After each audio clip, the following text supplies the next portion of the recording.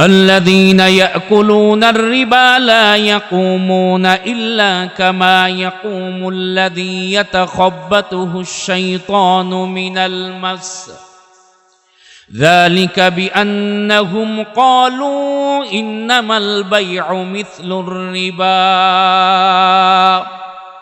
وأحل الله البيع وحرم الربا ও রব্বুল আলামিন সূরা বাকারার 275 নং আয়াতের মধ্যে বলেন, আল্লাযীনা ইয়াকুলুনার রিবা, যারা সুদ খাবে তাদের অবস্থা এমন ভয়াবহ হবে, কিয়ামতের ময়দানে কবর থেকে যখন তারা বের হয়ে কিয়ামতের ময়দানের দিকে যাবে, তাদের অবস্থা হবে যেমন শয়তান তাকে স্পর্শ করেছে, জিন তাকে ধরছে এবং মাতালের মতো অবস্থা তারা থাকবে।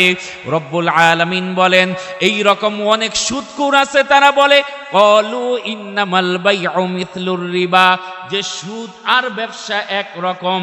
কিন্তু আল্লাহ বলেন, ওয়া আহাল্লাল্লাহুল বাই'a ওয়া হাররামার রিবা, আমি রব্বুল আলামিন ব্যবসাকে হালাল করেছি আর সুদকে আমি আল্লাহ হারাম করেছি। আওয়াজ দিয়া বলেন, সুদ আর ব্যবসা কি কখনো এক রকম হতে পারে? আমি আপনাদের খেদমতে আল্লাহর কালামে পাকের সূরা বাকারার 275 এবং 276 নং আয়াতে কারিমা তেলাওয়াত করেছি। যেই আয়াতের মধ্যে আল্লাহ রব্বুল আলামিন ভয়াবহ এক গুনার কথা আল্লাহ রব্বুল আলামিন এই আয়াতের মধ্যে ব্যক্ত করেছেন। যেই গুনাহটা এমন একটি গুনাহ, এই গুনাহ যখন মানুষ করে তখন তার কোনো আমল আল্লাহর দরবারে কবুল হয় না। এমন ভয়ঙ্কর একটি গুনাহ, আমরা দোয়া করি আল্লাহ রব্বুল আলামিন এই রকম ভয়ঙ্কর গুনাহ থেকে আল্লাহ আমাদের হেফাজত করুক। জোরে বলেন আমিন, আরো জোরে বলেন আমিন। সূরা বাকারার 275 এবং 76 নং আয়াতের মধ্যে আল্লাহ পাক ভয়াবহ যেই গুনাহ, সেই গুনাহটা হলো সুদ, সুদের গুনাহ। আল্লাহ রাব্বুল আলামিন বলেন, আমি ব্যবসাকে হালাল করেছি, সুদকে হারাম করেছি। কিসকে হারাম করেছে? সুদকে হারাম করেছে। তো আল্লাহ রাব্বুল আলামিন যারা সুদ খাবে কিয়ামতের ময়দানে তাদের অবস্থা কি হবে, এই সম্পর্কে আল্লাহ রাব্বুল আলামিন ব্যক্ত করতেছে। আল্লাহ বলেন, الذين يأكلون الربا لا يقومون إلا كما يقوم الذي يتخبطه الشيطان من المس ذلك بأنهم قالوا إنما البيع مثل الربا وأحل الله البيع وحرم الربا فمن جاءه موعظة من ربه فانتهى فله ما سلف وأمره إلى الله ومن عاد فأولئك أصحاب النار هم فيها خالدون জোরে বলেন আল্লাহু আকবার। বান্দার সামনে যখন কোরআন তেলাওয়াত করা হয়, আল্লাহ ডাক দিয়ে বলেন, وَإِذَا تُلِيَتْ عَلَيْهِمْ آيَاتُهُ زَادَتْهُمْ ঈমানা। মুমিন বান্দাদের সামনে যখন কোরআন তেলাওয়াত করা হয় তখন ঈমানদারের ঈমান বাড়ে। জোরে কন্না সুবহানাল্লাহ। আমরা এই তাফসীরের মধ্যে আসতে পেরে খুশি না বেজার? ইশারের নামাজ জামাতের সাথে আদায় করতে পেরে খুশি না বেজার? তাহলে একবার জোরে বলি আলহামদুলিল্লাহ। আল্লাহ রাব্বুল আলামিন বলেন, লা ইন শাকারতুম লা আযীদান্নাকুম ওয়া লা ইন কাফারতুম ইন্না আযাবী লাশাদীদ। শুকরিয়া পাওয়ার পর কেউ যদি নিয়ামতের শুকরিয়া আদায় করে, রব্বুল আলামিন বলেন, আমি রব্বুল আলামিন তার জন্য আমার নিয়ামতকে শত শত কোটি গুণ বাড়ায় দিই। এই যে একবার সুবহানাল্লাহ বলছেন, এই সুবহানাল্লাহ বলাতে লাভ হয়েছে না ক্ষতি হয়েছে? আলহামদুলিল্লাহ বলছেন, লাভ হয়েছে না ক্ষতি হয়েছে? রাসূল করিম সাল্লাল্লাহু আলাইহি ওয়াসাল্লাম বলেন, আত-তুহুরু শাতরুল ঈমান ওয়াল হামদুলিল্লাহি তামলাউল মিজান وسبحان الله والحمد لله تملأان أو تملأ ما بين السماوات والأرض والصلاة نور والصدقة برهان والصبر ضياء والقرآن حجة لك أو عليك كل الناس يغدو فبائع نفسه فمعتقها أو موبقها أو كما قال عليه الصلاة والسلام জোরে বলেন না সুবহানাল্লাহ। রব্বুল আলামিন কালামে হাকিমের মধ্যে বলেন, যারা আমার নিয়ামত পাওয়ার পর শুকরিয়া আদায় করবে আমি রব্বুল আলামিন নিয়ামত বাড়াইয়া দেব। রাসূল করিম সাল্লাল্লাহু আলাইহি ওয়াসাল্লাম বলেন, ওয়ালহামদুলিল্লাহি তামলাউল মিজান। কোন ব্যক্তি যদি দিল থেকে একবার আলহামদুলিল্লাহ বলে, রব্বুল আলামিন কিয়ামতের ময়দানে মুসিবতের দিন যখন বান্দার মিজানের পাল্লার মধ্যে নেক এবং বদ আমলকে যখন মাপা হবে, একবার আলহামদুলিল্লাহ বলার কারণে হতে পারে আল্লাহ রব্বুল আলামিন আপনার আমার জন্য ওই মিজানের নেকের পাল্লাকে আল্লাহ ভারী করে দিবে। ওয়াসুবহানাল্লাহ ওয়ালহামদুলিল্লাহ তামলাআন আও তামলাউ মা বাইনাস সামাওয়াতি ওয়াল আরদ। কোন বান্দা যদি একবার সুবহানাল্লাহ আলহামদুলিল্লাহ বলে, আসমান এবং জমিনের মধ্যে শূন্য জায়গাটুকু রব্বুল আলামিন ওই বান্দার নামে নেক ধারা পরিপূর্ণ করে দেন। ওয়াফি আনফুসিকুম আফালা তুবসিরুন। আপনি কেন আল্লাহ শুকরিয়া আদায় করবেন? আপনি আপনার দেহের দিকে তাকায়া দেখেন, একটা নিয়ামতের শুকরিয়া যদি কিয়ামত পর্যন্ত বান্দা আদায় করে, বলেন তো শেষ হবে? আপনার আমার হায়াতের জিন্দেগিটা আল্লাহর নিয়ামত। আপনার আমার শ্বাস প্রশ্বাস নিচ্ছি বের করছে, এটা আল্লাহর নিয়ামত। আপনি মসজিদে হেঁটে আসছেন, এটাও আল্লাহর নিয়ামত। আপনি বসে আছেন, এটাও আল্লাহর নিয়ামত। আপনি তাকায় আছেন, এটাও আল্লাহর নিয়ামত। জবান দিয়ে আমার মালিকের শুকরিয়া আদায় করতেছেন, এটাও আল্লাহর নিয়ামত। জ্ঞানের মাধ্যমে, বুদ্ধির মাধ্যমে সব কিছু বুঝতেছেন, এটাও আল্লাহর নিয়ামত। কথাগুলি কান দিয়ে শ্রবণ করতেছেন, এটাও আমার আল্লাহর নিয়ামত। জিহ্বার মাধ্যমে স্বাদ গ্রহণ করতেছেন, এটাও আল্লাহর নিয়ামত। চক্ষুর মাধ্যমে দেখতেছেন, এটাও আল্লাহর নিয়ামত। আপনি হেঁটে আসছেন, এটাও আল্লাহর নিয়ামত। হাত দিয়ে কোনো কিছু স্পর্শ করতেছেন, এটাও আল্লাহর নিয়ামত। আপনার সুস্থ সবল অবস্থায় বসে থাকা, এটাও আল্লাহর নিয়ামত। হায়াতের পুরা জিন্দেগিটা আমার মালিকের নিয়ামত। কার নিয়ামত? জোরে বলেন না কার? দেখেন আল্লাহ পাক বলেন, ওয়াফি আনফুসিকুম আফালা তুবসিরুন। কয়েকটা নিয়ামতের কথা আমি আপনাদেরকে বলি। এই যে মাথা আছে না, মাথা, কথা কয় না, এটা কি? জোরে কন না। এই মাথা অনেকের আছে, কিন্তু মাথার মধ্যে জ্ঞান বুদ্ধি নেই, পাগল আছে না নাই? জোরে কন আছে না নাই? কিন্তু আল্লাহ আপনার জ্ঞান বুদ্ধি সব ঠিকভাবে দিছে, এটা আল্লাহর নিয়ামত না? জোরে কোন এটা আল্লাহর নিয়ামত না?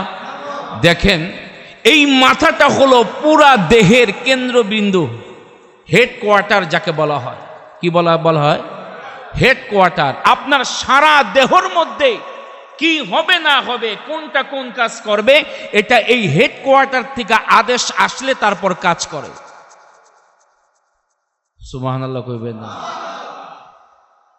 প্রায় 1000 বিলিয়ন স্নায়ু কোষ আপনার মাথার মধ্যে আছে, 1000 বিলিয়ন। এবং এই এক একটা কোষের এক একটা তার পুরা দেহের মধ্যে আপনার ছড়ায়া ছিটায় আছে। দেহের কোন অঙ্গটা কোন কাজ করবে, আপনি হাত উঠাবেন, এই হাত থেকে আগে সিগন্যালটা মাথার মধ্যে যাবে। আপনি পাও উঠাবেন, এই পায়ের সিগন্যালটা সর্বপ্রথম মাথার মধ্যে যাবে। আপনি দেহের মাধ্যমে কি বলবেন, আপনি যা কিছু করবেন, এর সিগন্যাল যখন মাথার মধ্যে যাবে, মাথা থেকে হেডকোয়ার্টার থেকে যখন আদেশ আসে, তখন এটার কাজ হয়। সুবহানাল্লাহ। আর আপনার মাথার মধ্যে আপনি আশ্চর্য হবেন, এই যে ইনফরমেশনগুলো দেহগুলো কাজ করবে, এই ইনফরমেশনগুলো আপনার মাথার মধ্যে কখন যায়, কত বেগে যায়, প্রায় 70 মাইল বেগে এই খবরগুলো, এই সংবাদগুলো কখন কোনটা কাজ করবে এই হেডকোয়ার্টারের মধ্যে চলে আসে 70 মাইল বেগে। আপনার মাথার মধ্যে একটা মেমোরি আল্লাহ দিছে 10 লক্ষ জিবি। সুবহানাল্লাহ কইবেন না? কত লক্ষ জিবি? 10 লক্ষ জিবি একটা মেমোরি আল্লাহ পাক আপনার মাথা দিছে। এই 10 লক্ষ জিবি মেমোরি যদি কোনো স্যাটেলাইট অথবা কোনো টিভি চ্যানেলের মধ্যে যদি দিয়ে দেওয়া হয়, বিরামহীনভাবে এই প্রোগ্রামগুলো প্রায় 342 বছর পর্যন্ত এই একটা মেমোরি দিয়া প্রোগ্রামগুলি 342 বছর পর্যন্ত সার্ভিস করা যাবে, তারপরও শেষ হবে না। কয় লক্ষ জিবি? জোরে বলেন। আপনার কান প্রায় 1 লক্ষর মতো শ্রবণ গৃহ আপনার কানের মধ্যে আছে। কয় লক্ষ? আপনার জিহ্বা 3000 আস্বাদন করার শক্তি বসবাস রয়েছে এই জিহ্বার মধ্যে 3000।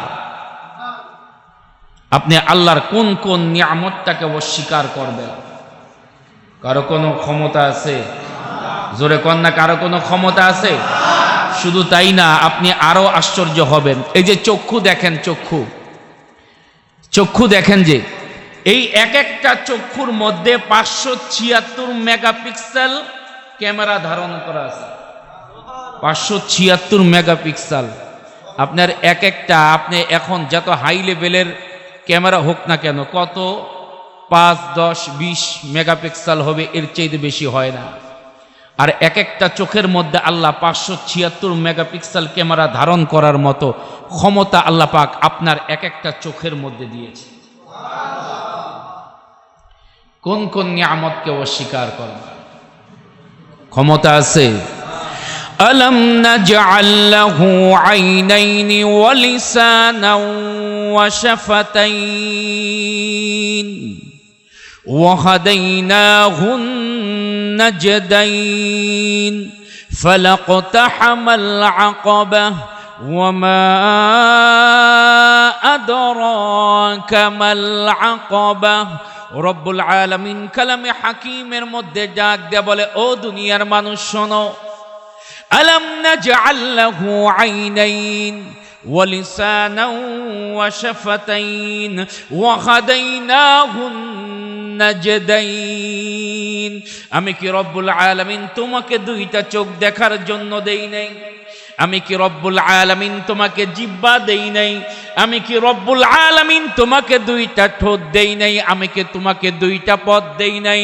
এই কারণে আল্লাহ রব্বুল আলামিন বলেন, তোমার দেহের প্রত্যেকটা পার্টস হলো আমি আল্লাহর নিয়ামত। এই কারণে শুকরিয়া আদায় করো, শুকরিয়া আদায় করো। অনেকের মাথা আছে, কিন্তু মাথার মধ্যে যেই বুদ্ধি, যেই জ্ঞান দিয়েছিল ওই জ্ঞান নাই, পাগলের মতে রাস্তার মধ্যে ঘুরে। অনেকের হাত আছে কিন্তু হাত কাজ করে না, অনেকের পাও আছে কিন্তু পাও কাজ করে না, অনেকের চক্ষু আছে কিন্তু চোখের মধ্যে আলো নাই, অনেকের জিহ্বা আছে জিহ্বার মধ্যে শ্বাস নাই, জিহ্বার মধ্যে স্বাদ নাই, অনেকের কান আছে কিন্তু কানে শ্রবণ করতে পারে না। এই কারণে আল্লাহ রব্বুল আলামিন বলে, গোলাম এই নিয়ামতগুলো পাওয়ার পর যখন শুকরিয়া আদায় করবা, আমি রব্বুল আলামিন এই নিয়ামতের পরিবর্তে আমি আল্লাহ জান্নাতে এর চাইতেও বড় নিয়ামত দান করে দিব। এমন চক্ষু দিব যেই চক্ষু দিয়ে আমি আল্লাহরে দেখতে পারবা। জোরে কন্না সুবহানাল্লাহ। এমন জিহ্বা দিব যে জিহ্বা দিয়ে জান্নাতের অনেক রকম নিয়ামত তুমি স্বাদ গ্রহণ করতে পারবা। এমন কান দেব যেই কানের মাধ্যমে জান্নাতের হুর গেলমানগুলি গান গাইবে, এরকম ভাবে গান গাইবে, ওই গানগুলি তোমরা শুনতে পারবা। রব্বুল আলামিন বলেন, লা ইন শাকারতুম লা আযীদান্নাকুম ওয়া লা ইন কাফারতুম ইন্না আযাবি লাশাদীদ। এই কারণে সদা সর্বদা শুকরিয়া আদায় করতে হবে কার? আমরা যখন নামাজের মধ্যে দাঁড়াই কার শুকরিয়া আদায় করি? বান্দা নামাজের মধ্যে দাঁড়াইয়া বলে আলহামদুলিল্লাহি রাব্বিল আলামিন, সমস্ত প্রশংসা একমাত্র হলো জগতের মালিকের জন্য। কার জন্য? কার জন্য? আওয়াজ দিয়ে বলেন কার জন্য? আল্লাহর জন্য। সব প্রশংসা একমাত্র, প্রশংসা যদি কেউ পাওয়ার অধিকার হয় তাহলে একমাত্র কে? এই কারণে আমরা সদা সর্বদা সবচাইতে উত্তম শুকরিয়া হলো আলহামদুলিল্লাহ। আলহামদুলিল্লাহ সবচাইতে উত্তম জিকির হলো সুবহানাল্লাহ, আল্লাহ ইলাহা ইল্লাল্লাহ। এই কারণে বান্দা সদা সর্বদা শুকরিয়া আদায় করতে হবে কার? আল্লাহর। যাই হোক, আমরা যেই আলোচনা করতেছিলাম সূরা বাকারার 275 এবং 276 নং আয়াতে আল্লাহ কিসের আলোচনা করেছেন? সুদ। বলেন কি? আরো জোরে কন। সুদ আমাদের সমাজের মধ্যে আছে না নাই? জোরে কন। কম না বেশি? জোরে কন। অনেক বেশি। খালি বেশি না, অনেক বেশি। সুদ খাই কিন্তু এটারে সুদের গুনাই মনে করি না। সুদ খাই কিন্তু এটাকে সুদের গুনাই মনে করি না, বরং রাসূল করিম সাল্লাল্লাহু আলাইহি ওয়াসাল্লাম সুদ ব্যাপারে কত ভয়ঙ্কর তথ্য এবং কত ভয়াবহ খবর দিছেন। নামাজ পড়েন, পড়তে পড়তে কপালগুলি কালো করে লাইছেন, কিন্তু করে সুদের ব্যবসা। ব্যবসার সাথে সুদের লগে লেনদেন আছে। এই সিজদার কোনো লাভ, এই সিজদার কোনো দাম আমার আল্লাহর কাছে নাই। হজ করতে করতে করতে করতে একেবারে 50 বার গেছেন, কিন্তু যেই টাকা দিয়ে গেছেন ওই টাকার সাথে সুদের টাকা মিশ্রিত, সুদের লাভ থেকে টাকা মিশ্রিত। ওই আল্লাহরে যতবার কবেন লাব্বাইক আল্লাহুম্মা লাব্বাইক, আল্লাহ কইব তোর লাব্বাইকের কোনো দাম নাই। কথা কন নাকি? আপনি জানেন না আপনার ব্যবসার সাথে, সম্পদের সাথে কিভাবে সুদ মিশ্রিত হয়ে গেছে? আপনি জানেন না, আপনি জানেন না এটার ভয়াবহ। রাসূল করিম সাল্লাল্লাহু আলাইহি ওয়াসাল্লাম বলেন সুদের একটা গুনাহ হলো 70টা গুনার মধ্যে একটা গুনাহ হলো তার মায়ের সাথে জিনা করার মতো গুনাহ। জোরে কন না নাউজুবিল্লাহ। আল্লাহ ডাক দেখায়, বান্দা যারা সুদ খায় তাদের অবস্থা কেমন হবে জানো? আল্লাহ বলেন الذين يأكلون الربا لا يقومون إلا كما يقوم الذي يتخبطه الشيطان من المس ذلك بأنهم قالوا إنما البيع مثل الربا وأحل الله البيع وحرم الربا।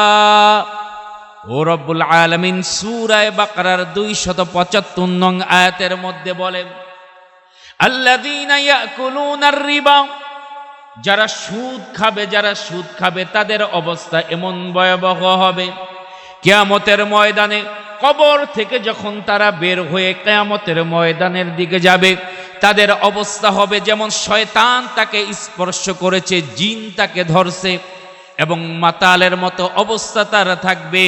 রব্বুল আলামিন বলেন এই রকম অনেক সুদখোর আছে, তারা বলে ক্বালু ইন্নামাল বাইউ মিথলুর রিবা, যে সুদ আর ব্যবসা এক রকম। কিন্তু আল্লাহ বলেন ওয়া আহাল্লাল্লাহুল বাই'a ওয়া হাররামার রিবা, আমি রব্বুল আলামিন ব্যবসাকে হালাল করেছি আর সুদকে আমি আল্লাহ হারাম করেছি। আওয়াজ দিয়া বলেন সুদ আর ব্যবসা কি কখনো এক রকম হতে পারে? সুদকে আল্লাহ হারাম করছেন আর ব্যবসাকে আল্লাহ কি করছেন? হালাল করছে। কিন্তু আমরা এমন হয়ে গেছি এই হালাল জিনিসটাকে হারামের সাথে মিশ্রিত করে এই হালালটাকে হারাম বানিয়ে ফেলছি। আমার ব্যবসা অনেক বড় করতে হবে, আমার একটা বিল্ডিং করতে হবে, তো বিল্ডিং করতে গেছে তো ব্যাংকের থেকে সুদ নিয়ে নিছে। কথা কয় নাকি? ব্যবসা বড় করতে হবে, 1-2 কোটি টাকার ব্যাংকওয়ালার আইসা সার নেন তো সে ব্যবসা বড় করবে। আমার বন্ধুর ব্যবসা বড় হয়ে গেছে, আমার ব্যবসাও বড় করতে হবে। এই চান্সে সে সুদ নিয়ে নিছে 1 কোটি, নেওয়ার পর ব্যবসা আরম্ভ করছে। এইবার তার হালালের সাথে হারাম মিশ্রিত হয়ে গেছে। আওয়াজ দিয়ে বলেন ব্যবসা হালালের সাথে যখন হারাম মিশ্রিত হয়ে যায়, আপনি ভাত খাইতেছেন অথবা পায়েস খাইতেছেন, আপনার মা দুধ দিয়ে পায়েস বানায় দিছে, ওই পায়েসের মধ্যে যদি এক ফোঁটা প্রসাব দিয়ে দেয়, আপনি খাইবেন? ঠিক তেমনি ভাবে আপনি হালালের মধ্যে হারামটাকে নিয়ে ওই পায়েসের মধ্যে এক ফোঁটা প্রসাব দিয়ে দিলে যেমন খান না, আপনার অবস্থা ওই রকম হয়ে গেছে। এই কারণে দেখা যায় কিছুদিন পর ব্যবসা থাকে না, সব লাডে উঠে গেছে। কারণ যেটা আল্লাহ হালাল করছে এটার মধ্যে বরকত, এটা ছোট হোক, কিন্তু যেটা হারাম করছে এটা কোশ্চিন কালো কখনো এর মধ্যে বরকত হতে পারে। দেখেন, আপনি কইবেন হুজুর ওই বেটা তো সুদ নিয়া খুব ভালো আছে, কসম করে বলি, আল্লাহর কসম করে বলি, আল্লাহর ওয়াদা যদি সত্য হয়, আল্লাহর কথা যদি সত্য হয়, কোশ্চিন কালো সুদখোর কখনো আরামে থাকতে পারে না। কারণ হারামের কোনো আরাম নাই, হারামের কোনো আরাম। দেখেন না, হাজার হাজার কোটি টাকা চুরি করছে, হাজার হাজার কোটি টাকা ব্যাংক থেকে লোন নিয়া ফালাইয়া থুয়া পলায় গেছে, আছে না নাই? জোরে কন। হাদি সাহেব, যতই আপনার সুদ খান মনে রাখেন, ওই টেহা দিয়া হজের কোনো লাভ হইতো না। যতই সেজদা দিয়া কপাল একবার কালো করে লান, হাডু মাডু সব কালা করে লাইছেন, ওই সুদের টাকা খাওয়ার পর যেই ইবাদত করছেন, ওই ইবাদত আল্লাহর কাছে কোনো দাম নাই। ওই ইবাদত আল্লাহর কাছে কোনো, আল্লাহ পাক বলেন ইবাদতের একটা শর্ত হলো হালাল রিজিক তালাশ করা। কি তালাশ করা? কথা কয় না। কি তালাশ করা? হালাল রিজিক কি করা? তালাশ করা। রাসূল বলেন কুল্লু লাহমিন নাবাতা মিন সুহতিন ফান্নারু আউলা বিহি। যেই গোশত হারাম টাকা খাওয়ার পর হইছে, এই দেহটা জাহান্নামের আগুনের মধ্যে আল্লাহ পুড়াবে এবং এটা জাহান্নামের জন্য উপযুক্ত। এখন আপনি কইবেন হুজুর তাহলে ব্যাংক থেকে লোন না নিলে খামু কি? ব্যাংক থেকে লোন না নিলে ব্যবসা বড় হইব কেমনি? আমরা চলি না, আমরা ব্যাংকের থেকে সুদ নেই না, সুদ খাই না, আল্লাহ আমাদেরকে চালায় না। কথা কয় না। আল্লাহ আমাদেরকে চালায় না। যারা সুদ খায় না এদেরকে আল্লাহ চালায় না। কথা কয় না কে? শুধু পার্থক্য এতটুকু, আপনি সুদ নিয়ে দুই একদিন আপনি মজমাস্তি করতে পারবেন, কিন্তু শান্তি পাবেন না। আল্লাহ পাক শান্তি একমাত্র হালালের মধ্যে রাখছে, হারামের মধ্যে কোনো শান্তি রাখে নাই। হারাম কামাইবেন, সন্তানকে হারাম খাওয়াইবেন, ওটা হারাম জাদা হবে। আপনার সাথে কখনো ভালো ব্যবহার করবে না। আপনি বিশাল একটা বাড়ি করলেন, হারামের টাকা দিয়া, সুদের টাকা দিয়া বিশাল বাড়ি করে রেখে গেলেন, এই গুনাহ আপনার কাদের মধ্যে নিয়ে গেলেন, কিন্তু সন্তানরা আরামে থাকলো। আপনি তো হারাম কাদের মধ্যে গুনাহ নিয়ে গেলেন, আল্লাহর কাছে জবাবদিহি করতে হবে। এর গুনাহ কোনো শেষ নাই। এই কারণে হারাম পরিহার করতে হবে, সুদ পরিহার করতে হবে, দুর্নীতি চুরি পরিহার করতে হবে। অল্প খান, এর মধ্যে আল্লাহ রিজিক দিবে। আল্লাহর কাছে দোয়া করেন, আয় আল্লাহ আমার রিজিক নেই, আমার রিজিকের ফয়সালা করে দাও। আমরা তো বিপদে পড়লেই পাগল হয়ে যাই, কি করব না করব। ব্যবসা একটু সমস্যা তো পাগল হয়ে গেছে, আরে ব্যবসা এখন কি করব, লগে লগে যায় সাথে সাথে সুদ নিয়ে নিছে। তুমি আল্লাহর কাছে একটু চাইলেও তো না মিয়া, তুমি তো আল্লাহর কাছে একবারও চাইলা না, একটা রাত তো আল্লাহর কাছে চাইলা না। তুমি একেবারে ব্যাংকে দৌড়াদৌড়ি করলা, ব্যাংকের কাছে দৌড়াইলা আমার ঋণ দেন। ব্যাংকই তোমারে দুলাভাই লাগে যে তোমার একবারে ফিরি দিয়ে দিব? বরং আজ পর্যন্ত কেউ যদি 1 কোটি টাকা নিছে, এর এই সুদ চক্রবর্তী হাতে সুদ আস্তে আস্তে 2 কোটি টাকা হয়ে গেছে। কথা কয় না? যা দেখেন বাড়ি ঘর জায়গা, এটা আমাদের চোখে অনেক দেখা। অনেক বড় বড় ব্যবসায়ীর সাথে আমার সম্পর্ক আছে। একসময় এমন হয়েছে, ওই যে যা সুদের টাকা দিয়ে কিনছে, আবার বেচা আরো যা ছিল বাপ দাদার, এইটা বেচা তারপরে সুদ ঋণ আদায় করছে। ব্যাংক কিন্তু আপনারা ছাড়বে না। দুলাভাই কইলেও ব্যাংক আপনারা ছাড়বো না, আব্বা কইলেও ব্যাংক আপনারা একবার পাই টু পাই আপনাতে আদায় করে ছাড়বে। সুদ কি আপনার এমনি দিব? আপনার জায়গার দলিল সব জমা রাখবো। আপনার জায়গার দাম যদি 20 লক্ষ হয় তো আপনারে 10 লাখ টাকা দিবে, ঠিক না? এর চেয়ে বেশি কি আপনারে দিব? ব্যাংক চালাক আছে। আবার আপনারা সার কইব, আপনারা ঈশা তেল মারবো, সার নেন নেন নেন, কি হয়েছে? আল্লাহ ডাক দিয়ে বলেন, চাওয়ার মতো আমার কাছে চাইলে আমি আল্লাহ তোমার জন্য হাজার হাজার রাস্তা খুলে দেব। ভয় করো আমাকে। কাকে? وَمَن يَتَّقِ اللَّهَ يَجْعَل لَّهُ مَخْرَجًا وَيَرْزُقْهُ مِنْ حَيْثُ لَا يَحْتَسِبُ। রব্বুল আলামিন বলেন, আমি রব্বুল আলামিনকে যদি তোমরা ভয় করো, আমি রব্বুল আলামিন তোমাদের জন্য রিজিকের হাজারো রাস্তা আমি আল্লাহ তোমাদের জন্য খুলে দেব।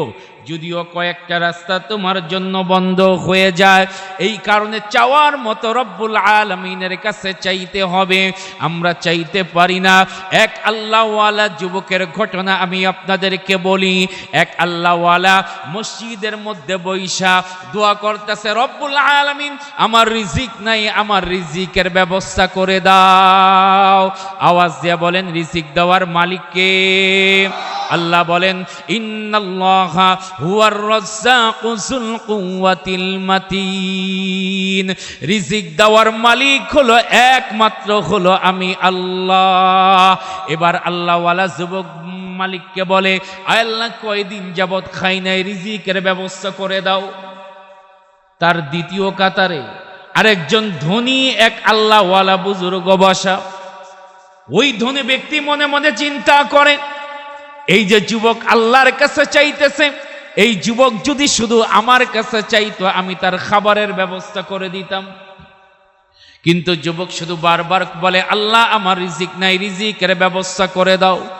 আল্লাহ তোমার কাছে চাই, দুনিয়ার আর কারো কাছে আমি মুখাপেক্ষী না, একমাত্র তোমার কাছে মুখাপেক্ষী, তুমি আমার রিজিক দাও।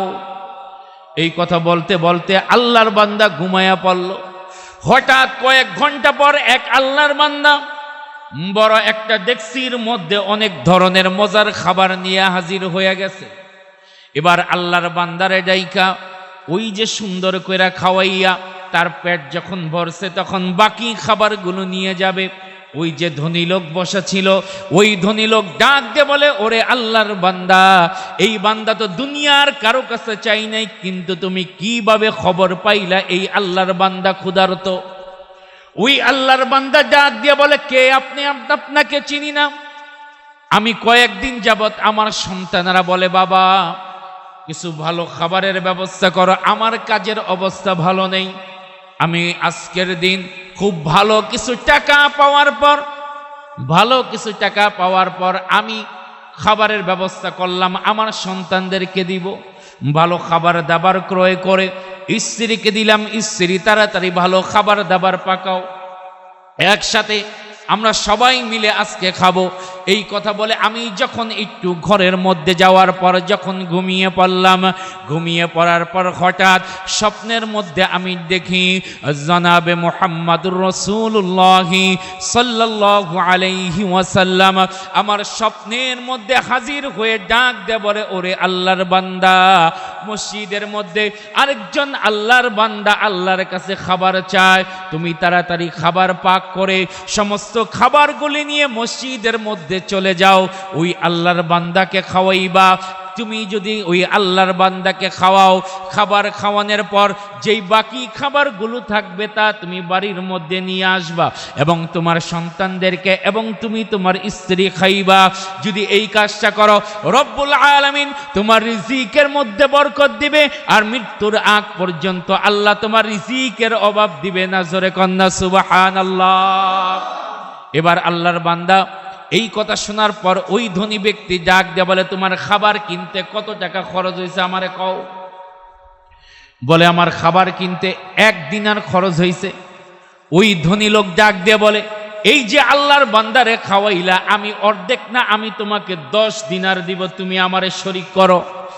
এইবার ওই আল্লাহর বান্দা ডাক দিয়ে বলে, না না, হবে না, কারণ রাসূল করিম সাল্লাল্লাহু আলাইহি ওয়াসাল্লাম যেই সুসংবাদ আমাকে দিয়েছে, এই সুসংবাদের ভাগীদার আমি দুনিয়ার কাউকে করতে পারবো না। আপনি যদি দুনিয়াও আমার নামে লিখে দেন, তারপরও আমি আপনাকে এই ভাগ দিতে পারবো না যা রাসূল করিম সাল্লাল্লাহু আলাইহি ওয়াসাল্লাম যেই সুসংবাদ আমাকে দিয়েছে। এই কারণে বলেন, রিজিক দেওয়ার মালিককে চাইতে হবে আল্লাহর কাছে। উদউনি আস্তাজিব লাকুম, আমরা আল্লাহর কাছে চাওয়ার মতো চাইতে পারি। কিছু হইলেই শুধু সুদ, কিস্তি নিয়ে নিছি, ব্যাংক থেকে লোন নিয়ে নিছি, আরো কত ধরনের আমাদের সমাজের মধ্যে আছে, কত ধরনের সুদের কারবারি আছে। এই সুদ আমরা মানুষকে দাওয়াত দিতেছি, যার কারণে আল্লাহর কাছে আমাদের দোয়া কবুল হয় না, যার কারণে আল্লাহর কাছে আমাদের আজকে নামাজ কবুল হয় না, যার কারণে আমাদের হজ কবুল হয় না, যাকাত কবুল হয় না, দান সদকাগুলি কবুল হয় না। কারণটা কি? আমাদের সমস্ত জিনিসের মধ্যে সুদ মিশ্রিত হয়ে গেছে। কি হয়ে গেছে? জোরে কন্যা কি? সুদ মিশ্রিত হয়ে গেছে। আব্দুল্লাহ ইবনে ওমর রাদিয়াল্লাহু তাআলা আনহু বলেন, ভালো কইরা বুঝেন, আব্দুল্লাহ ইবনে ওমর রাদিয়াল্লাহু তাআলা আনহু বলেন, রাসূল করিম সাল্লাল্লাহু আলাইহি ওয়াসাল্লাম বলেছেন, শোনো, যখন তোমরা কয়েকটা কাজে লিপ্ত হয়ে যাবে তখন তোমাদের উপর আল্লাহর আযাব আসবে। এক নাম্বার, যখন তোমাদের সমাজের মধ্যে সুদী কারবার বিস্তার হারে ব্যাপকভাবে বিস্তার করবে। আছে না নাই? হ্যাঁ, কম না বেশি? অভাব নাই, অভাব নাই, অভাব নাই। আব্দুল্লাহ ইবনে ওমর বলেন, যখন সুদী কারবার ব্যাপকভাবে বিস্তার করবে। দ্বিতীয় নাম্বার, তোমরা যখন এই রকম গরুর লেজ ধইরা বসে থাকবে, অর্থাৎ হলো ক্ষেত খামার নিয়ে থাকবা, দুনিয়া তোমাদের অন্তরের মধ্যে ঢুকে যাবে। আর যখন তোমরা জিহাদের মতো ইবাদতকে যখন তোমরা এই রকম ভাবে অপছন্দ করবা, তখন আল্লাহর আযাব তোমাদের উপর চলে আসবে। কিসের আযাব? আল্লাহর আযাব চলে আসবে। আল্লাহর আযাব দেখেন না, কয়েকদিন পর পর এক একটা নতুন কইরা রোগ আবিষ্কার হয়। কয়দিন ডেঙ্গু, কয়দিন নিউমোনিয়া, আরো কি কি কি কি আরো যে আসে, হ্যাঁ, চিকুনগুনিয়া, এই সমস্ত রোগের কথা আমাদের বাপ দাদারা জিন্দেগিতেই শুনে নাই। একটা হইতো কলেরা, কথা কোন ঠিক না? আবার আরেকটা কি হইতো, হ্যাঁ, বা একই গীত আনকমান এই ডিজিটাল যুগে যক্ষা, কয় যার হয়তো যক্ষা তার নাই রক্ষা। এখন যক্ষা কোন রোগ? কথা কয় না। ডিজিটাল যুগে আনকমান রোগ বাইর হয়েছে, কথা কোন ঠিক না? এটার ভবিষ্যৎবাণী আল্লাহ পাক, আল্লাহর নবী আজ থেকে 1450 বছর আগে দিয়ে দিস। রাসূল করিম সাল্লাল্লাহু আলাইহি ওয়াসাল্লাম বলেন, তিরমিজি শরীফের মধ্যে হযরতে আবু হুরায়রা রাদিয়াল্লাহু তাআলা আনহু হতে বর্ণিত, এবং মিশকাত শরীফের মধ্যে হযরতে আলী রাদিয়াল্লাহু তাআলা আনহু হতে বর্ণিত, রাসূল করিম সাল্লাল্লাহু আলাইহি ওয়াসাল্লাম বলেন, যখন 15টা গুনাহ তোমাদের সমাজের মধ্যে হরহামেশা হবে, তখন আল্লাহর আযাবের অপেক্ষায় থাকো। কয়টা গুনাহ? 15টা। জোরে বলেন, কয়টা গুনাহ? এক নাম্বার হলো ইদাতুখিদাল ফাইউদুলা, যখন আমানতের মাল ব্যক্তিগতভাবে যখন তোমরা ব্যবহার করবে। ওয়াল আমানাতু মাগনামান, রাসূল করিম সাল্লাল্লাহু আলাইহি ওয়াসাল্লাম বলেন, যখন আমানতের খেয়ানত করবে। ওয়াজ যাকাতু মাগরামান, যাকাতকে যখন জরিমানা মনে করবে। ওয়া তুআল্লিমা লিগাইরিদ দ্বীন, এবং দ্বীন কামাইবে দুনিয়া কামানোর জন্য। ওয়া আতাআর রাজুলু ইমরাআতু, এবং যখন দুনিয়ার পুরুষেরা মহিলাদের ইতাআত করবে। ওয়া আকা উম্মাহু, এবং সন্তানেরা মায়ের নাফরমানি করবে। ওয়া আদনা সাদিকাহু, বন্ধুকে কাছে জায়গা দিবে। ওয়া আদনা সাদিকাহু ওয়া আদনা সাদিকাহু ওয়া আকসা আবাহু, এবং বাবাকে দূরে সরিয়ে দিবে। যখন এই কাজগুলো হবে, রাসূল করিম সাল্লাল্লাহু আলাইহি ওয়াসাল্লাম আরো বলেন, যখন তোমরা লক্ষ্য করে দেখবা বাবাকে দূরে সরাইয়া দিছে আর বন্ধুকে কাছে জায়গা দিছে। রাসূল আরো বলেন, ওয়া যাহরাতিল আসওয়াতু ফিল মাসাজিদ, যখন এই কাজগুলো হবে, রাসূল করিম সাল্লাল্লাহু আলাইহি ওয়াসাল্লাম আরো বলেন, যখন তোমরা লক্ষ্য করে দেখবা বাবাকে দূরে সরাইয়া দিছে আর বন্ধুকে কাছে জায়গা দিছে। রাসূল আরো বলেন, ওয়া যাহরাতিল আসওয়াতু ফিল মাসাজিদ, মসজিদের মধ্যে হট্টগোল হবে। মসজিদের মধ্যে যখন হট্টগোল হবে, রাসূল আরো ডাক দিয়া বলেন, ওয়াসাদাল কবিলা ফাসিকুহুম, যখন তোমাদের সমাজের মধ্যে সরদার হবে ফাসিক ফুজ্জার, আছে না নাই? ওয়াসাদাল কবিলা ফাসিকুহুম ওয়া কানা যাঈমুল কওমি আরদালাহুম, আর যখন তোমাদের সমাজের মধ্যে তোমাদের নেতৃত্ব দিবে হলো সমাজের সবচাইতে নিকৃষ্ট মানুষগুলো, সুদখোর, ঘুষখোর, মদখোর, লম্পটগুলো যখন তোমাদের নেতৃত্ব দিবে, তখন মনে করবা আল্লাহর আযাব চলে আসছে। এই রকম নেতৃত্ব দেওয়ার মতো লুচ্চা, লম্পট, সুদখোর, চোর বলেন, এই রকম নেতা আমাদের সমাজে আছে না নাই? ওয়া কানা যাঈমুল কওমি আরদালাহুম, রাসূল করিম সাল্লাল্লাহু আলাইহি ওয়াসাল্লাম আরো বলেন, ওয়া উকরিমার রাজুলু মাখাফাতা শাররি, মানুষ মানুষকে সম্মান করবে হলো ভয়ে শ্রদ্ধার সাথে নয়। রাসূল করিম সাল্লাল্লাহু আলাইহি ওয়াসাল্লাম আরো বলেন, ওয়া যাহারাতিল কাইনাত ওয়াল মাআজিফ, আর যখন গান বাজনা তোমাদের সমাজের মধ্যে ব্যাপক আকার ধারণ করবে, ওয়া শুরিবাতুল খুমুর, মদ্যপান বেড়ে যাবে, ওয়ালা আনা আখিরু হাদিহিল উম্মতি আউওয়ালাহা, বর্তমান উম্মতেরা পূর্বের উম্মতদেরকে লানত দিবে যখন এই গুনাহগুলি ব্যাপক আকার ধারণ করবে। রাসূল করিম সাল্লাল্লাহু আলাইহি ওয়াসাল্লাম বলেন, ফারতাকিবু ইনদা যালিকা রিহান হামরাউ ওয়া জালজালাতান ওয়া খাসফান ওয়া মাসকান ওয়া কাযফান আয়াতিন তাতাবাউ কাকুতিআ সিলকুহু ফাতাতাবা আও কামা ক্বালা আলাইহিস সালাতু ওয়াস সালাম। রাসূল করিম সাল্লাল্লাহু আলাইহি ওয়াসাল্লাম বলেন, তখন পাথরের বৃষ্টি হবে, এই রকম ভাবে আল্লাহ রব্বুল আলামিন রক্তের বৃষ্টি দিবে, চেহারা বিকৃত করে দিবে, টর্নেডো দিবে, এই রকম নানান ধরনের আযাব দিবে। যেমন আপনার তসবির দানা ছিঁড়ে গেলে একটার পর একটা যেমন পড়ে, এই রকম এক একটার পর এক একটা আযাব আসবে। এই কারণে এই 15টা গুনাহ থেকে আমাদের বাঁচতে হবে। যদি না বাঁচি তাহলে আল্লাহর আযাব থেকে আমাদের কেউ বাঁচাইতে পারবে না। কারণ আল্লাহ বলেন, যখারাল ফাসাদু ফিল বাররি ওয়াল বাহরি বিমা কাসাবাত আইদিন নাস, জলে স্থলে যত ধরনের আযাব হয় সব হলো আমাদের হাতের কামাই। সব কি আমাদের হাতের কামাই।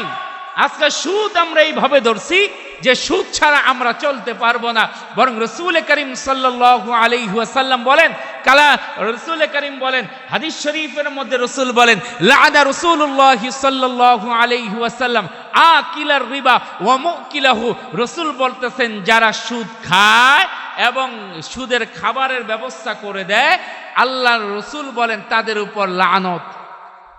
শুধু তাই না, লাআনা রাসূলুল্লাহ সাল্লাল্লাহু আলাইহি ওয়াসাল্লাম আকিলার রিবা ওয়া মুকিলাহু ওয়া শাহিদাইহি ওয়া কাতিবাহু, রাসূল বলতেছেন যারা সুদ খায়, যারা সুদ দেয়, যারা সুদ সাক্ষী থাকে, সাক্ষী থাকে না, কথা কয় না, সুদের কিন্তু সাক্ষী থাকতে হয়, নয়তো আপনাকে কেউ জামিনদার না থাকে, জামিনদার বলে আপনাকে কেউ কি দিবে না, সুদ দিবে না। ওয়া শাহিদাইহি, সাক্ষ্যদাতা, ওয়া কাতিবাহু, এবং যে লেখক লেখে সবার উপর রাসূল বলতেছেন আল্লাহ লানত। নাউযুবিল্লাহ কইবেন না। এবং সবচাইতে বড় গুনাহ হলো মার সাথে জিনা করার গুনাহ, নাউযুবিল্লাহ। এত বড় গুনাহ হওয়ার পরও কোন মুমিন কখনো সুদ খাইতে পারে? কথা কয় না। এই শোনেন, আপনি সুদ নিচ্ছেন, ব্যবসা বড় করতেছেন, বাড়িঘর করতেছেন, কেন? আপনার সন্তানকে সুখী একটা জীবন দেওয়ার জন্য, তার ভবিষ্যৎকে সুন্দর করার জন্য।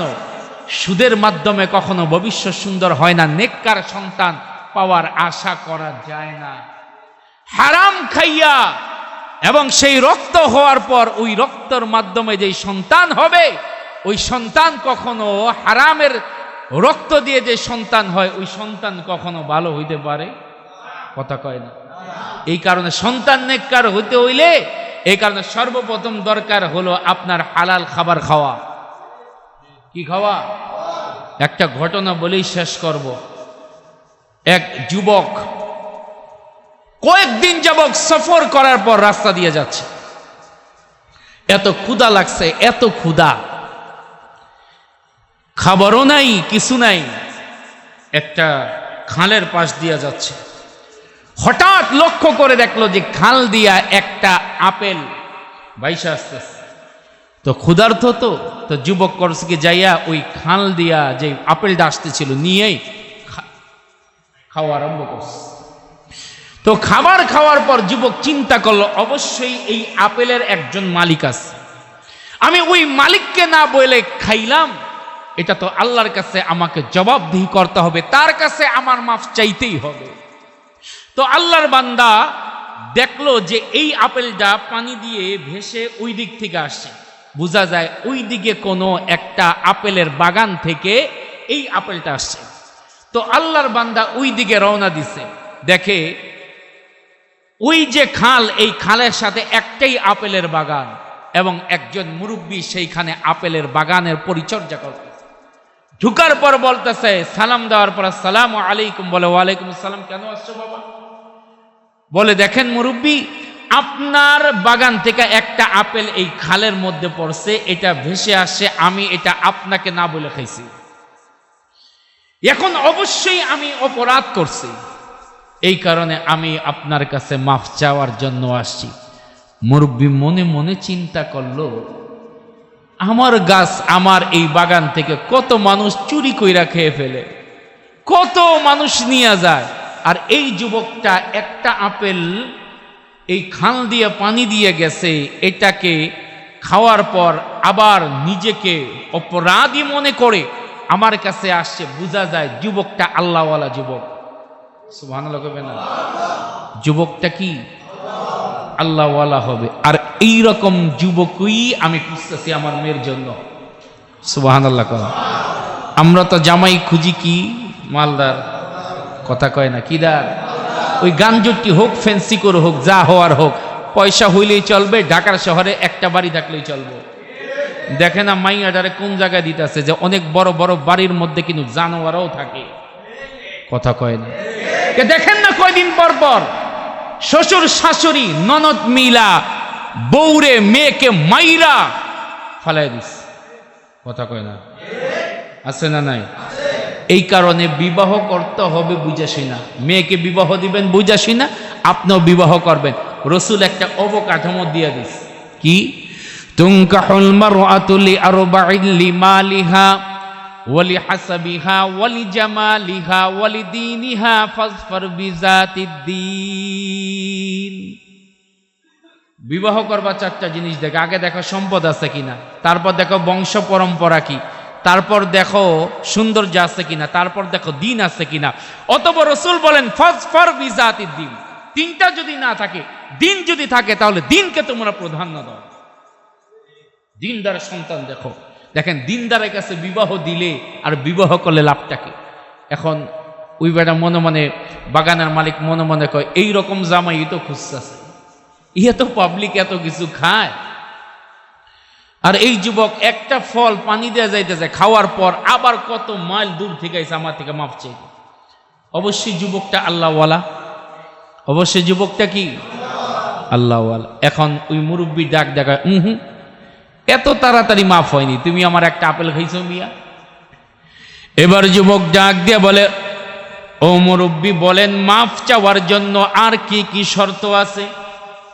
ওই মুরব্বী ডাক দিয়ে বলে, যদি মাফ পেতে হয় তাহলে আমার একটা মেয়ে আছে, যেই মেয়ের চোখ নাই, যেই মেয়ের দুইটা পাও নাই, দুইটা হাত নাই, কানে শোনে না বাবা, আমার এই বিকলাঙ্গ মেয়েটাকে তোমার বিবাহ করতে হবে। এবার আল্লাহর বান্দা বিপদের মধ্যে পড়ছে, মাথার মধ্যে হাত দিয়া বলে যে একটা আপেল খাওয়ার অপরাধে বুঝি এত বড় শাস্তি। কিন্তু যুবক মনে মনে চিন্তা করে, এটা তো দুনিয়ার শাস্তি, কয়েকদিনের মধ্যে শেষ হয়ে যাবে, কিন্তু রব্বুল আলামিনের দরবারের মধ্যে যদি আমি ধরা খেয়ে যাই তাহলে ওই শাস্তির কখনো শেষ হবে না, কখনো শেষ হবে না। এবার আল্লাহর বান্দা দাঁড়াইয়া ডাক দিয়া বলে, মুরব্বী আমি রাজি। সুবহানাল্লাহ। এবার বলে আমি রাজি। বিবাহ হয়ে গেল। রাতের বেলা যখন যুবককে যখন বাসর ঘরের মধ্যে দেওয়া হলো, যুবক লক্ষ্য করে দেখেন সুন্দরী একটা হুর, একটা সুন্দর, এত হুরের মতো সুন্দরী একটা মেয়ে বসে আছে। যুবক বাহির হয়ে গেছে, কিরে এটা তো আমার বউ না, আমার বউ তো ল্যাংরা, আমার বউ তো হাত নাই, কথা বলতে পারে না, কানা, চেহারাও ভালো না। আমার শ্বশুর বলছে এটা দিয়ে অনেক সুন্দরী মেয়ে। এই কথা বলার পর আবার মনে মনে চিন্তা করলো, যেহেতু ঘরের মধ্যে মেয়েটা অবশ্যই আমার বউ হবে, আর যেহেতু আমার শ্বশুর পাঠাইছে, রাত্র অতিবাহিত হয়ে যাবে। রাত্র গভীর হয়ে যাওয়ার পর, বাসর হয়ে যাওয়ার পর এবার ওই মেয়েটা ডাক দে বলে, স্বামী আসুন না আমরা মালিকের শুকরিয়া আদায় করব, তাহাজ্জুদ নামাজ পড়ে আমরা মালিকের শুকরিয়া আদায় করি। স্বামী স্ত্রী নামাজের মধ্যে দাঁড়ায় গেছে, আর আমরা এমন স্বামী স্ত্রী সকাল 10টা বাজার পর ডাক দিয়ে কি কয়, তাড়াতাড়ি জামাইরা কয় নাস্তা লয়ে আয়, কথা কয় না, নাস্তা লয়ে আয়, ঘুমায় রয়েছে। স্বামী স্ত্রী নামাজ পড়ার পর সকাল হওয়ার পর এবার যুবকের অন্তরের মধ্যে কৌতূহল, তাহলে কি আমার শ্বশুর আমার লগে মিথ্যা বলছে? এবার শ্বশুরের কাছে যাওয়ার পর শ্বশুর ডাক দে বলে, বাবা জানি তোমার দিলের মধ্যে কি প্রশ্ন ঘুরতেছে। আমি বলেছিলাম আমার মেয়ে অন্ধ, আমি বলেছিলাম আমার মেয়ে বধির, আমি বলেছিলাম আমার মেয়ে ল্যাংরা, যা বলছি সত্য বলছি, কোন দিক দিয়ে বলছি ভালো কইরা বুঝো। আমার মেয়ে যখন বালেগ হওয়ার পর থেকে এই দুইটা নজর দিয়ে কখনো কোনো অন্য পর পুরুষের দিকে তাকাই নাই, হারাম কোনো কিছু দেখাই নাই, এই কারণে বলছি অন্ধ। এই দুইটা পাও দিয়ে হারামের দিকে কখনো অগ্রসর হয় নাই, এই কারণে বলছি ল্যাংরা। এই দুইটা কান দিয়ে হারাম কোনো জিনিস কখনো বালেগা হওয়ার পর আমার মেয়ে শুনে নেই, এই কারণে বধির বলছি। এই কথা বলতে দেরি ওই যুবক সিজদার মধ্যে পড়ে ডাক দিয়া বলে, তাকওয়াবান হলে রব্বুল আলামিন এত বেশি নিয়ামত দেয়। ওই মুরব্বীর একটাই মেয়ে ছিল, পরবর্তী দেখা গেছে ওই বাগানের মালিক ওই যুবক হয়ে গেছে। একটা নিয়ামতের কারণে, একটা হারামকে উপেক্ষা করার কারণে আল্লাহ কত নিয়ামত দান করছে। এবার শুনুন এই যুবকটাকে আর ওই মহিলাটাকে, যেই মহিলার ব্যাপারে তার বাবা স্বয়ং বলছে আমার মেয়ে অন্ধ, আমার মেয়ে বধির, আমার মেয়ে ল্যাংরা, ওই মেয়েটা তার বাবার ঘরে বসে 18 পারা কোরআন শরীফ মুখস্থ করেছিল। যখন তার সন্তান তার গর্ভের মধ্যে আসে, ওই কোরআনে কারিম মুখস্থ করত। রব্বুল আলামিন ওই সন্তানটা জন্ম হওয়ার পর, সর্বপ্রথম ওই সন্তানটা জন্ম হওয়ার পর মায়ের পেট থেকে 18 পারা মুখস্থ করে আসছে। আওয়াজ দিয়ে বলেন তো ওই আল্লাহর ওলির নাম কি? জোরে কন না, আরো জোরে কন। আব্দুল কাদের জিলানী রহমাতুল্লাহি আলাইহি, যে মায়ের পেট থেকে 18 পারার কোরআনের হাফেজ হয়ে আসছে। এর দ্বারা বোঝা যায় মা যদি নেককার হয়, বাবা যদি নেককার হয়, তাহলে অবশ্যই সন্তান নেককার হবে। মা যদি খারাপ হয়, বাবা যদি খারাপ হয়, মা যদি দুশ্চরিত্র হয়, বাবা যদি দুশ্চরিত্র হয়, সন্তান কখনো আল্লাহর ওলি হবে না। এই কারণে সন্তান আল্লাহওয়ালা হতে হলে আগে নিজেকে আল্লাহওয়ালা হতে হবে, আগে নিজেকে আল্লাহওয়ালা হতে হবে। সুদ খাওয়া যাবে না, হারাম খাওয়া যাবে না। অল্প খান, বড় ব্যবসা দরকার নাই। এই শোনেন, বড় ব্যবসা দরকার নাই, বাড়ি ঘর দরকার নাই। আল্লাহর কসম করে বলি, অল্প খান, রিক্সা চালায় খান। ওই একজন রিক্সাওয়ালা ওই 1000 কোটি টাকা সুদখোরের চাইতে বেশি ভালো। একজন ভ্যান গাড়ি চালক 1000 কোটি টাকা চোরের চাইতেও ভালো। একজন বাদাম বিক্রেতা 1000 কোটি টাকার চোরের চাইতো ওই একজন বাদামওয়ালা আমার কাছে ভালো। একজন রিক্সাওয়ালা শরীরের দুর্গন্ধ একজন কোটিপতির শরীরের মধ্যে যেই সেই আতর মারে অথবা যে সেন মারে, ওই সেনের গন্ধের চাইতে ওই একজন কষ্ট কর্নেওয়ালা রিক্সাওয়ালার ঘাম আল্লাহর কাছে বেশি প্রিয়। কোটিপতি হওয়ার জরুরি না, তোমার হালাল রিজিক খাওয়া তোমার জন্য জরুরি। তোমার ইবাদত কবুল হওয়ার জন্য হালাল রিজিক তোমার জন্য জরুরি। এই হায়াতের জিন্দেগির মধ্যে কয়দিন বাঁচবা, কয়দিন তুমি আমি থাকবো, হায়াতের জিন্দেগি হিসাব করে দেখো। গড় যদি 60 বছর যদি হয়, তাহলে এইখানে অধিকাংশ যারা আছে 40 পার হয়ে গেছে, 30 পার হয়ে গেছে, 20 পার হয়ে গেছে, 10 পার হয়ে গেছে। 10 পার হলে পাইবা আর 50। এই 50-এর মধ্যে আরো কত কিছু কাজ আছে, ঘুম আছে, গোসল আছে, বাথরুম আছে, স্ত্রী আছে, আড্ডা আছে, ব্যবসার সময় আছে, ইবাদতের সময় কতটুকু। 20 বছর হলে পাইবা 40 বছর, 40 বছর হলে আর বাকি মাত্র গড় হিসাবে 60 বছর, 20 বছর। কয় বছর? 20 বছর। এর মধ্যে কি করবা? কত এর মধ্যে 20 বছরের মধ্যে খালি 20 বছরে ইবাদত করবেন, আর কোনো কাম নাই। খাওন আছে না, ঘুম আছে না, ব্যবসা আছে না, বাথরুমে যাবেন না, আড্ডা দিবেন না, আবার বিড়িও তো টানবেন। একটা বিড়ি খাইতে তো কমপক্ষে 20 মিনিট পার। এক কাপ চা খাইতে গেছে দোকানের মধ্যে, এক কাপ চা খাইছে আর আরেকজনের গীবত গাইছে, এইরকম কমপক্ষে 3 ঘন্টা। আমাদের সমাজের এক একটা চার দোকান, এক একটা গীবতের আড্ডাখানা। সে কি করলো, এর মাইয়া কি করলো, হুজুর কি করলো, এই কি করলো, আরে হুজুর এরকম কথা কয়, আরে হুজুর এরকম কথা কয়। এরকম আছে না নাই? হ্যাঁ, ওই বেটাকে খেয়াল কাম নেই। কেল্লে দাওয়াতের তাবলিগ করে, কেল্লে জিকির করে, কেল্লে হুজুরকে পেছনে দৌড়ায়। এইরকম ভাবে আমাদের সমাজের এক একটা চার স্টল, এক একটা গীবতের আড্ডাখানা। আবার এটাও বলা যায় এক একটা সংসদ ভবন। বৈশা বৈশা অমুক নেতারে নামায়, অমুক নেতারে উঠায়, অমুক মন্ত্রীরে নামায়, অমুক মন্ত্রীরে উঠায়। যত ধরনের গীবতের আড্ডাখানা, এক একটা চার দোকান। কথা কয় না? আর বিশেষ করে মুরব্বীরা বৈশা বৈশা সারাদিন তার বাড়িতে কোনো কাম নাই। বাড়িতে ক্যাটক্যাট ক্যাটক্যাট করলে বৌমা কয় দূর আপনি ক্যাটক্যাট করেন না, আর বুড়িও কয় দূর তুমি ক্যাটক্যাট করতেছো, ভাল লাগে না, বাইরে যাও।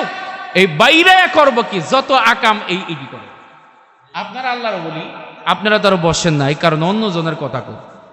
আছে না নাই? অমুকের মাইয়া কি করলো, অমুকের পোলা কি করলো, হের নাতি যার 4টার লগে বাইকিয়া গেছে, এটার খবর নেই। এমন সমস্ত এরকম নষ্ট হয়ে গেছে, এত নষ্ট হয়ে গেছে। কে কি করলো না করলো, এই আমাদের এইটা কাজ। এই গীবত ছাড়তে হবে। গীবত কি করতে হবে? ছাড়তে হবে। হ্যাঁ, আপনি চা খেতে যাবেন, চা খেয়ে বসে পড়েন, এই চা খেয়ে চলে আসেন। দাড়ি পাইকা গেছে, বুঝেন এর অর্থ কি? আজরাইল টিকিট পাঠিয়ে দিছে। টিকিট টিকিট কি পাঠিয়ে দিছে? মৌত যখন আসবে বলবেন ভাই তুমি এত তাড়াতাড়ি আসছিলে, বলবেন না আমি তাড়াতাড়ি আসি নাই, আমি এর আগে অনেকবার তোমাকে ইনফরমেশন দিছি, তোমাকে অনেকবার ইনফরমেশন করছি, তোমাকে অনেকবার আমি সিগন্যাল দিছি, তুমি শোনো নাই। বলে কিভাবে? বলে তোমার দাড়িগুলি পাকছে, তুমি বুঝো নাই? কত দাড়িওয়ালা দাড়ি পাকার আগেই কবরের মধ্যে চলে গেছে। তোমার পেট ব্যথা হইছে, কত মানুষ দাস্ত হইছে, তো কবরের মধ্যে চইলা গেছে। কত মানুষের মাথা ব্যথা হইছে, তোমার মাথা ব্যথা হইছে, মাথা ব্যথা হইছে তো মারা গেছে, দুনিয়া থেকে চইলা গেছে। জ্বর হইছে, কত মানুষের ডেঙ্গু হইছে, তো হাসপাতালে গেছে, হাসপাতাল থেকে আর ফিরে আসতে পারে নাই, চইলা গেছে। তো আমার এলাকার মধ্যে এইরকম ভাবে আমার এলাকার মধ্যে এইরকম ছিল, একজন তার স্ত্রীকে নিয়ে ডেঙ্গু রোগের জন্য গেছে, হাসপাতালে যাওয়ার আগেই তার কবর রচিত হয়ে গেছে। এ যুবক, আমি তোমাদেরকে বলি শোনো, কেইসে কেইসে তাজে দারু বাদশাহ হয় চল বসে, ও খজানা বালা খানা শান ও শৌকত কিয়া হুই, কেইসি কেইসি खूबसूरत रानिया शहजादिया तन बदन सब गिल गई है, शिक्ल सूरत क्या हुई। ऐ सुनो जुबक सुनो, हो रही है उम्र मिसले बर्फ कुन, रफ्ता रफ्ता चुपके चुपके दम बदम। আরে হায়াত তো শেষ হয়ে যাচ্ছে। কত মানুষ হাসপাতালে যায়, জিন্দা ফিরে আসে না। কত মানুষ রাতের বেলা ঘুমায় আর সকাল বেলা জিন্দা উঠে না। কত মানুষ এই রকম ব্যবসার জন্য বের হয় আর ফিরে আসে না। কত মানুষ সফরে বের হয়, সেখানে অ্যাক্সিডেন্ট হয়ে মারা যায়। আবার কত মানুষ রাতের বেলা সেজদার মধ্যে পড়ছে, তো সেজদা থেকে আর মাথা উত্তোলন করে নেই, ওই অবস্থায় তার মৃত্যু হয়ে গেছে। কত মানুষ কোরআন পড়তে পড়তে তার মৃত্যু হয়ে গেছে। কত মানুষের জিকির করতে করতে তার মৃত্যু হয়ে গেছে। কত মানুষ দুরূদ পড়তে পড়তে তার মৃত্যু হয়ে গেছে। কত মানুষ মদিনাতুল মুনাওয়ারা গেছে, তো তার মৃত্যু হয়ে গেছে। গেছে, মক্কাতুল মুকাররমা গেছে তো মৃত্যু হয়ে গেছে। আরে ভাই, মৃত্যু তো আসবেই। দোয়া করেন যেন মৃত্যুটা যেন আল্লাহর পথে হয়, শাহাদাতের মৃত্যু হয়। আল্লাহ যেন ওই অবস্থা আমার উপর রাজি এবং খুশি থাকে। কি দরকার সময়গুলি নষ্ট করে? দুরূদ পড়ে, একেবারে ছোট একটা আমল শিখিয়ে দেই, পারবেন করতে? এই আমলটা যদি আপনি করেন, আপনার সব কিছুর সমাধান আল্লাহ আপনি না বলার আগে করে দিবে। একেবারে ছোট্ট একটা দুরূদ। কি চাওয়া, কি পাওয়া, এই আপনার কি চাওয়া অন্তরে, এটা আল্লাহ জানেন না? কথা কয় না, জানে না? আপনি এই মুহূর্তে বৈশা আছেন কেন আল্লাহ জানে না? আপনি আগামীকাল আপনার মাথায় একটা টেনশন, দুনিয়ার কেউ না জানো, কে জানে? ইন্নাহু আলিমুম বিদাতিস সুদূর। আল্লাহ বলেন অন্তরের খবর আমি আল্লাহ জানি। আপনি একটা আমল করবেন, আল্লাহ রাব্বুল আলামিন সব সমস্যার সমাধান করে দিবে। একটা আমল, দুরূদ শরীফ, আল্লাহুম্মা সাল্লি আলা মুহাম্মদ বলেন। এটা কি খুব কয়েক ঘন্টা লাগলো? কয় মিনিট লাগছে? কয়েক সেকেন্ড। বলেন আল্লাহুম্মা সাল্লি আলা মুহাম্মদ, আল্লাহুম্মা সাল্লি আলা মুহাম্মদ। এটা আপনি আমার রাসূলের উপর দুরূদ পড়তেছেন, আল্লাহুম্মা সাল্লি আলা মুহাম্মদ। বলেন আল্লাহুম্মা সাল্লি আলা। এই একটা আমল যদি আপনি করেন, দিনে কমপক্ষে 1000 বার পড়েন, হাঁটতেছেন পড়েন। আপনার ব্যবসার সমস্যা, আল্লাহ চিন্তা করবো, আল্লাহ পাক তখন বলবে আমার বান্দা আমার রাসূলের উপর দুরূদ পড়তেছে, কিন্তু তার টেনশন, তার ব্যবসার মধ্যে বরকত নাই। আমি আল্লাহ রাসূলের দুরূদ পড়ার কারণে বরকত দিয়ে দিলাম, তার এই সমস্যা দূরীভূত করে দিলাম। কেন বলেন? কেন জানেন? কেউ যদি রাসূলের উপর একবার দুরূদ পড়ে, মান সাল্লা আলাইয়া মাররাতান ওয়াহিদাতান সাল্লাল্লাহু আলাইহি আশরান। রসুল বলেন, আল্লাহ পাক রসুল করিম সাল্লাল্লাহু আলাইহি ওয়াসাল্লাম বলেন, কেউ যদি আমার উপর একবার দুরূদ পড়ে, আল্লাহ পাক তার উপর কমপক্ষে 10টা রহমত নাজিল করেন। রসুল করিম সাল্লাল্লাহু আলাইহি ওয়াসাল্লাম বলেন, মান সাল্লা আলাইয়া ইনদা কবরি সামিআতুহু ওয়া মান সাল্লা আলাইয়া নাইয়াতান উবলিগুতুহু। কেউ যদি আমার রওজার সামনে দাঁড়িয়ে আমার উপর দুরূদ পড়ে, আমি রসুল শুনি, আর দূর থেকে পড়লে ওই দুরূদের হাদিয়াগুলো আল্লাহ পাক ফেরেশতাদের মাধ্যমে কালেকশন করে আমার রওজা মুবারকে পৌঁছায় দেয়। শুধু তাই না, রসুল করিম সাল্লাল্লাহু আলাইহি ওয়াসাল্লাম বলেন, কেউ যদি একবার দুরূদ পড়ে, আল্লাহ পাক তার 10টা নেকি দান করেন। ওয়া মুহিয়া আনহু সাইয়্যাতিন, 10টা গুনাহ মাফ করে দেন, এবং তার ইজ্জতকে আল্লাহ পাক 10টা মর্যাদা বাড়িয়ে দেন। ইন্না আউলান নাস বিয়াউমাল কিয়ামাতি আকতারুহুম আলাইয়া সালাতান। রসুল বলেন, যে বেশি বেশি আমার উপর দুরূদ পড়বে, কিয়ামতের ময়দানে সে আমার তত নিকটবর্তী থাকবে। আর আল্লাহ নিজে বলেন, ইন্নাল্লাহা ওয়া মালাইকাতাহু ইউসাল্লুনা আলান নবী ইয়া আইয়ুহাল্লাযীনা আমানু সাল্লু আলাইহি ওয়া সাল্লিমু তাসলিমা। আমার মালিক ডাক দেয়া বলে, যেহেতু আমি আমার রাসূলের উপর দুরূদ পড়ি, ফেরেশতারাও দুরূদ পড়ে। এ বান্দা, তুই আমার রাসূলের উপর দুরূদ পড়তেছস, আল্লাহুম্মা সাল্লি আলা মুহাম্মদ, তাহলে যেই কাজ আমি আল্লাহ করি, আমার ফেরেশতারা করে, ওই কাজ তুইও করতেছস। ও বান্দা, সব কাজ ফেলাইয়া মনে মনে জিহ্বাকে তরুতাজা রাইখা আমার রাসূলের উপর দুরূদ পড়তেছস, যা তোর সব কিছুর সমাধান আমি আল্লাহ করে দিলাম। আমি আল্লাহ রাব্বুল আলামিন তোর হায়াতের জিন্দেগির সমস্যা দূরীভূত করে দিব। আমি আল্লাহ তোর পেরেশানিকে দূরীভূত করে দিব। আমি আল্লাহ তার দিলের সমস্ত নেক হাজতকে পূর্ণ করে দিব। আমি আল্লাহ তার ব্যবসার মধ্যে বরকত দিয়ে দিব। আমি আল্লাহ তার সন্তানাদির মধ্যে বরকত দিয়ে দিব। আমি আল্লাহ তার স্ত্রীর মধ্যে বরকত দিয়ে দিব। আমি আল্লাহ রাব্বুল আলামিন আমার রাসূলের উপর দুরূদ পড়ার কারণে মৃত্যুর সময় আমার রাসূলের দিদার নসিব করে দিব। মৃত্যুর আগে আমি আল্লাহ আমার রাসূলের উপর দুরূদ করার কারণে আমি আল্লাহ স্বপ্নের মাঝে রাসূলের দিদার নসিব করে দিব। মক্কা মদিনা জিয়ারত করার তৌফিক দিয়ে দিব। আমি আল্লাহ রাব্বুল আলামিন আমার রাসূলের উপর দুরূদ পড়ার কারণে কিয়ামতের ময়দানে আল্লাহ রাব্বুল আলামিন এই দুরূদ পড়ার কারণে আপনার মিজানের নেকের পাল্লাকে ভারী করে দিবে, বিজলির আকারে ফুলসিরাত পার করে দিবে। রাসূলের পাশেই জান্নাত, আল্লাহ আপনাকে জান্নাত দান করে দিবেন। ছোট্ট আমল, কি আমল বলেন? আল্লাহুম্মা সাল্লি আলা মুহাম্মদ, আল্লাহুম্মা সাল্লি। যদি পুরা পড়তে পারেন আলহামদুলিল্লাহ, না পারলে আল্লাহুম্মা সাল্লি আলা, হাঁটবেন আল্লাহুম্মা সাল্লি আলা মুহাম্মদ, বসবেন আল্লাহুম্মা সাল্লি আলা মুহাম্মদ, ঘুমাইতে যাবেন আল্লাহুম্মা সাল্লি আলা মুহাম্মদ, ব্যবসার মধ্যে বসবেন আল্লাহুম্মা সাল্লি আলা মুহাম্মদ, চাকরিতে যাইতেছেন আল্লাহুম্মা সাল্লি আলা মুহাম্মদ, গাড়ির মধ্যে বসা আল্লাহুম্মা সাল্লি আলা মুহাম্মদ, প্লেনের মধ্যে আল্লাহুম্মা সাল্লি আলা মুহাম্মদ, ঘুম থেকে উঠবেন আল্লাহুম্মা সাল্লি আলা মুহাম্মদ। এই আমলটাকে নিজের জীবনের অংশ বানায় নেন, নিজের জীবনের অংশ বানায় নেন। আল্লাহর কসম করে বলি, এই একটা দুরূদ জান্নাতে যাওয়ার জন্য আপনার আমার জন্য যথেষ্ট হয়ে যাবে। আল্লাহ পাক আমাদের সকলকে আমল করার তৌফিক দান করুন। পারবেন না ইনশাআল্লাহ? পারবেন না ইনশাআল্লাহ?